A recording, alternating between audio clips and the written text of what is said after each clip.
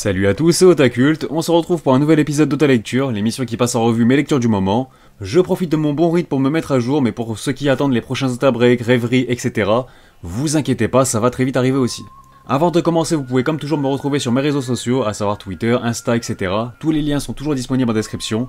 Bref, comme toujours, si vous voulez des idées de lecture, vous êtes au bon endroit, vous le savez. Mais avant ça, générique.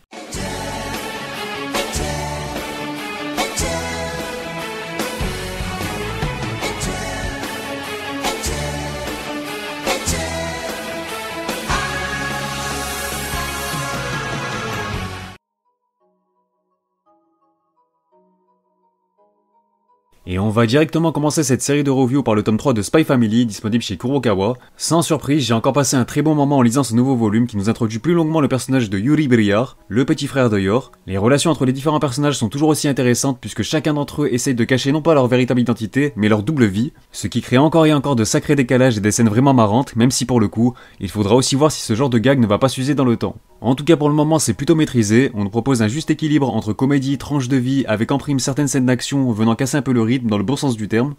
Alors si en plus de ça on suit des personnages déjà attachants mais surtout intéressants, cela ne peut que me donner envie de lire la suite. Une suite qui s'annonce déjà déjantée avec l'arrivée d'un animal de compagnie dans la famille, et pas des moindres, celle d'un chien qui a tout l'air d'un colosse. Il m'a tout de suite rappelé le chien dans Gintama, donc je ne demande qu'à voir ça. Je sens qu'il nous réserve des surprises. Ajoutez à cela la petite ascension d'Anya en parallèle à l'école, toujours avec ce petit côté décalé qui fait tout son charme. Bref, lisez Spy Family, même si je pense que le manga a déjà convaincu tout le monde. On passe à une nouveauté avec le premier volume de L'île entre deux mondes disponible chez Pika Édition.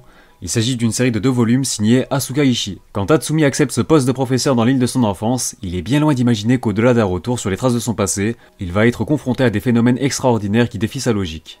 Mais cette île bleue enchanteresse l'accueille-t-elle ou cherche-t-elle à lui dire quelque chose ? Véritable musée vivant, l'île regorge de mythes et légendes liés à la nature et aux éléments auxquels les habitants accordent une grande importance, car chacun d'eux peut influer sur la vie de leur archipel. L'île entre deux mondes, c'est clairement ce manga contemplatif qui émerveille ta lecture. À mi-chemin entre contes fantastiques parsemés des plus belles légendes du folklore japonais, il y a vraiment une ambiance unique qui se dégage de cette œuvre, à tel point que par moments, on en vient à se demander s'il y a vraiment une barrière entre réalité et fiction, car cette île semble même être un mirage aux yeux de nos héros. L'autrice nous propose ainsi une balade poétique dans laquelle certains mirages ne sont pas sans rappeler les plus beaux films Ghibli. En tout cas, c'est typiquement le genre de manga qui mérite un grand format, et on peut dire que la collection Pika Graphique fait totalement honneur aux sublimes dessins de la série. Ils sont parfaitement mis en valeur, donc on nous permet de nous attarder sur chaque page pour admirer la moindre case. Un voyage auto-reposant, ça change, et c'est surtout bienvenu en cette période un peu difficile. Non, vous ne rêvez pas, on va bien parler de l'attaque des titans, et plus précisément des tomes 30 à 33, donc ne vous inquiétez pas, je ne compte pas spoiler la fin.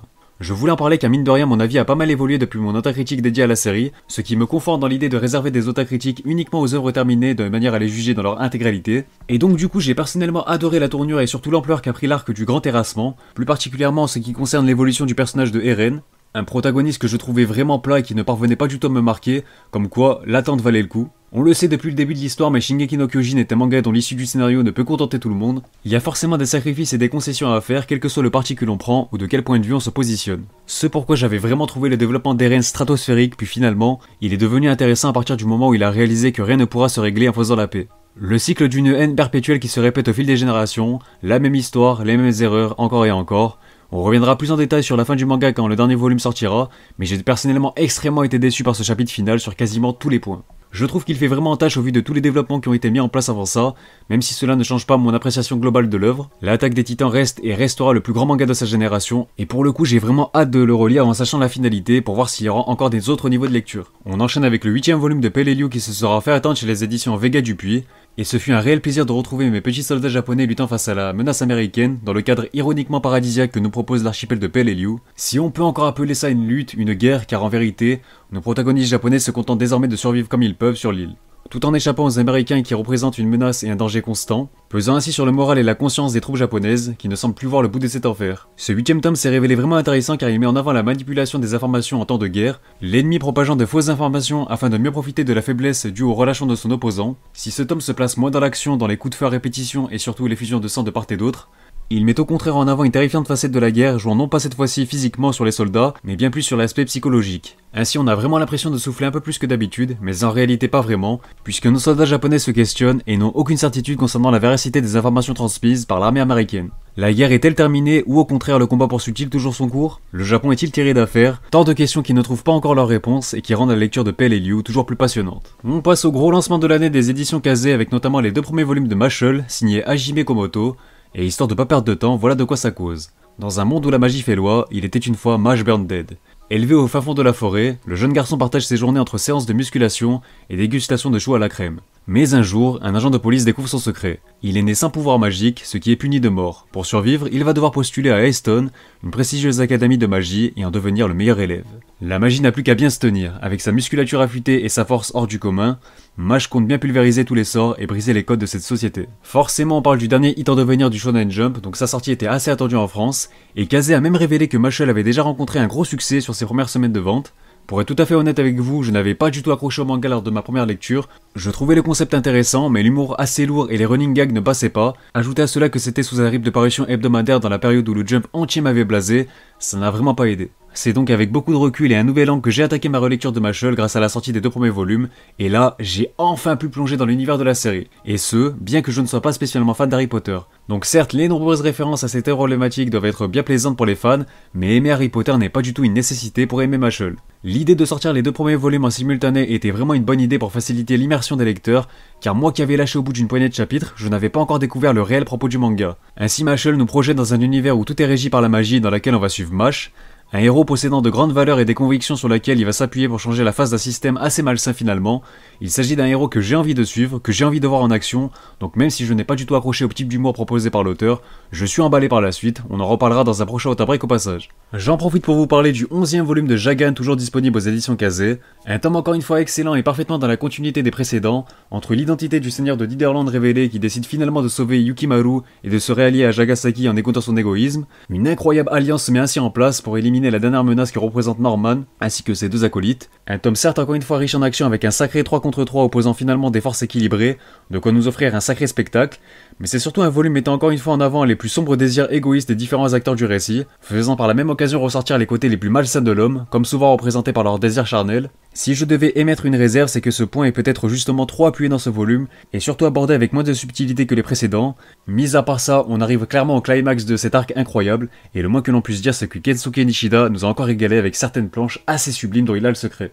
Donc voilà, moi Jagan je trouve ça toujours autant sous-côté, et c'est bien dommage parce que c'est une dinguerie, et il faut que plus de monde en parle. On enchaîne avec une autre sortie récente du Shonen Jump, mais cette fois-ci direction les éditions Kana, avec le premier volume de Mission Yuzako Family, signé Itsuji Gondaira. Après la classe d'assassins, la famille d'espions. Afin de protéger Mutsumi et de découvrir la véritable raison de la mort de ses parents, Taiyo Asano va devoir devenir membre de la famille Yozakura, une famille d'espions de haut vol. Parviendra-t-il à survivre à ce quotidien plein de dangers pour cette fois réussir à protéger ceux qui lui sont chers? Alors j'ai plutôt bien apprécié cette mise en matière, bien qu'il ne s'agisse pas forcément d'un coup de cœur pour le moment. Je tiens dans un premier temps à relever l'excellente qualité du premier chapitre qui pour le coup est très immersif, nous proposant ainsi une immersion totale mais surtout une mise en place du contexte très efficace, nous dévoilant des personnages qui me paraissent certes assez génériques pour le moment, mais ils dégagent déjà un certain potentiel à exploiter.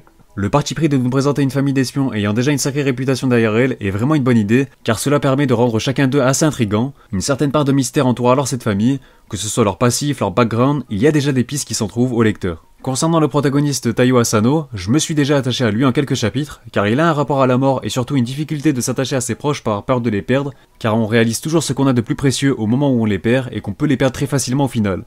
Un héros touchant prenant de belles valeurs, j'ai clairement envie de suivre ses aventures aussi. Donc certes pour le moment je ne suis pas encore totalement convaincu par le concept lié aux espions que nous propose Mission Yuzako Family, mais la série a ce petit côté prenant et intriguant qui fait que j'ai bien envie de continuer. Du côté des éditions Ototo, on va causer des 3 premiers volumes de Miyoruko-chan, Slice of Horror, de Tomoki Izumi. Voilà de quoi ça cause. Un jour, Miko découvre qu'existent en ce monde de nombreux êtres difformes et étranges qu'elle semble être la seule à apercevoir. Elle, qui n'est par ailleurs qu'une jeune fille ordinaire, prend alors son courage à deux mains pour accomplir l'impossible, faire comme si elle ne les voyait pas. Entre horreur et comédie, découvrez le quotidien terrifiant et pourtant si attachant de Miko. Alors je vais être honnête avec vous, j'ai trouvé ça assez moyen dans l'ensemble. Et ce n'est pas tant le mélange horreur-comédie qui m'a dérangé au final, mais principalement la redondance des petites histoires proposées par l'auteur. Le concept de suivre une fille qui fait semblant de ne pas voir des fantômes est pourtant une bonne idée sur le papier, mais j'ai vraiment trouvé ça décevant dans la mise en scène.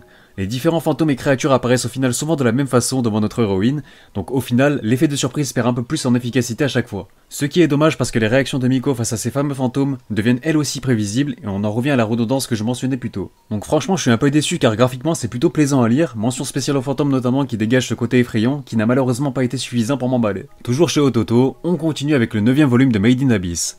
Grâce à Veko, Riko connaît désormais l'abominable origine du village d'Ilbru et le sacrifice d'Ilmouille. J'ai vraiment aimé ce tome qui développe brillamment plusieurs personnages dont Faputa, qui entretient une relation assez particulière avec l'égout, un nouveau tome comme très souvent excellent semblant nous proposer un mélange de chaos et de tragédie qui ne fait que monter en puissance au fil des chapitres, le village d'Ilbru semblant tout autant voué à être détruit au vu des différents enjeux mis en place dans ce 9ème opus, et au-delà de toute cette intensité dégagée par ces fameux événements, mais surtout par la haine que vous Faputa aux habitants du village, j'ai personnellement été bien plus touché par les scènes mettant en lumière les retrouvailles éphémères de Nanashi et de Michi son ami. Un moment vraiment touchant qui nous permet de constater la belle évolution du personnage de Nanashi, qui est définitivement prête à aller de l'avant désormais, partir à l'aventure et surtout à la conquête de l'abysse avec ses nouveaux compagnons. Finalement, on a également droit à notre lot de révélations, les relations entre les différents personnages avancent et une part d'ombre se dissipe autour du personnage de l'égout, avec en prime des planches absolument sublimes par moments. J'ai très hâte de voir ce que le 10ème volume nous réserve puisqu'il viendra probablement mettre un terme à cet arc déjà très réussi. On enchaîne avec une petite review des tomes 19 et 20 de Jojo Lion, disponible chez Delcourt Tonkam. Une partie qui ne cesse de monter en puissance et pourtant on n'arrête pas de me dire que je ne suis pas encore au bout de mes surprises. Et j'ai envie de dire que c'est justement ça qui fait la force de cette série.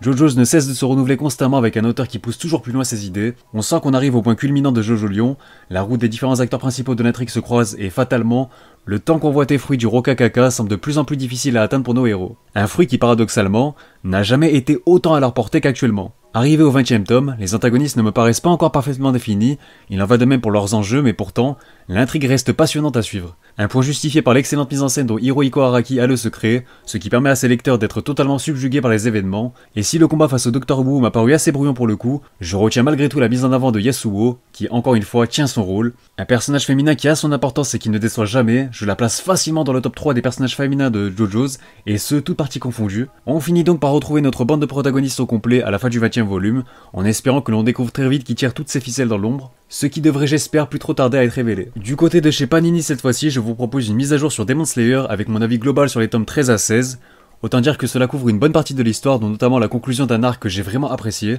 On ne présente plus Kimetsu no Yaiba, il n'a pas marqué les esprits par hasard, c'est réellement un très bon manga, et comme souvent ce qui me touche le plus à chacune de mes lectures est de voir les liens qu'unissent Tanjiro à sa sœur, mais pas seulement, puisqu'il a ce don de fédérer le monde à sa cause, j'ai envie de dire. Nezuko qui nous démontre ici qu'elle n'est plus la victime du scénario entre guillemets, au contraire elle prend de plus en plus ses responsabilités, et son importance ne fait que gagner de l'ampleur. Elle va désormais devenir plus que jamais la cible numéro 1 de Muzan qui convoite son invulnérabilité face au soleil, seul point qui lui fait encore défaut malgré son immortalité. Le 16ème volume a même donné l'impression d'entamer le sprint final vers la fin de la série, qui je le rappelle s'est conclu au 23ème tome au Japon. Mis à part ça, Koyo Harugotoge a aussi pris le soin de mettre en avant plusieurs piliers dans ces 4 volumes, en commençant par développer la relation limite fratricide entre Genya et son frère Sanemi, rongé par la haine et un terrible passé. Au final, si je devais mettre le doigt sur une seule zone d'ombre, ce serait que ces fameux piliers sont constamment développés de la même manière. J'entends par là qu'on a souvent le même schéma narratif qui se répète, et c'est lorsqu'ils sont dos au mur lors d'un combat qu'on nous sert leurs flashbacks. Des flashbacks certes touchants et efficaces pour nous permettre de nous attacher toujours plus aux personnages concernés, mais les mises en scène sont assez répétitives au final et c'est dommage. Mis à part ça, c'est toujours un plaisir à lire et j'ai tellement hâte qu'on puisse enfin voir ce fameux film bordel. S'il vous plaît, libérez les salles de cinéma. Et enfin, pour conclure cette vidéo, je vous propose aussi une petite mise à jour de Tokyo Revengers, concernant notamment ces tomes 10, 11 et 12, et je vais faire simple, ces derniers couvrent tout simplement le meilleur arc de la série à mes yeux, à savoir l'arc de Noël. Si les enjeux sont toujours aussi importants puisque les actions de Takemichi ont toujours des répercussions sur son futur, c'est avant tout les thématiques abordées ici qui m'ont vraiment marqué. En commençant par les thématiques familiales liées à la famille Shiba principalement, le fameux « on ne choisit pas sa famille » n'a jamais été aussi bien retranscrit et représenté ici. Entre l'aîné Taiju Shiba représentant non seulement la force brute à la tête du clan des Black Dragons, mais aussi la terreur aux yeux de ses frères et sœurs, cette dernière qui est prête à tout pour protéger son frère, quitte à se sacrifier. J'ai vraiment beaucoup d'admiration pour le personnage de Yuzua, qui est l'incarnation même de la femme forte dans un univers aussi masculin mais surtout violent que Tokyo Revenger. Si au contraire je n'apprécie pas forcément son frère Akai, qui est la définition même de la lâcheté, j'ai malgré tout apprécié son développement dans cet arc. Ça aura pris du temps, peut-être un peu trop, mais il aura au moins eu le mérite de s'opposer à son grand frère pour la première fois de sa vie, même si finalement ce n'est pas lui qui en vient à bout, donc j'ai quand même ce sentiment d'inaccomplissement vis-à-vis de ce personnage.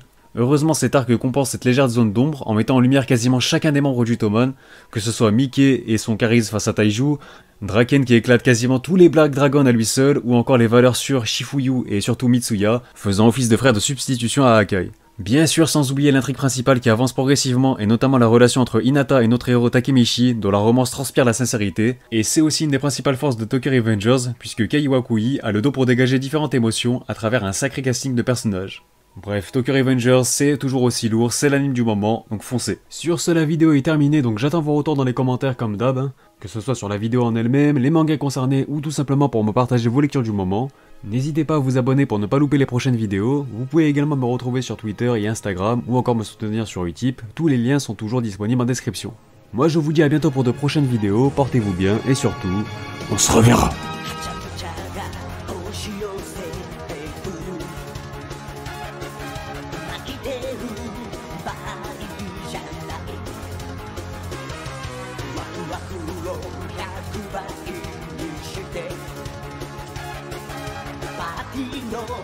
主役になろう」